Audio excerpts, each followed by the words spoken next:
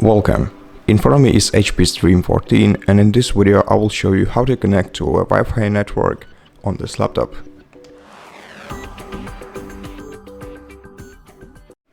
First, click on the three icons in the bottom right corner of the screen on your status bar. Then to enable Wi-Fi, click on the Wi-Fi icon once, then click on the arrow icon next to your Wi-Fi icon and find the network that you want to connect to. Select it, and if you want to connect to it automatically, hit the checkbox right here, then click connect.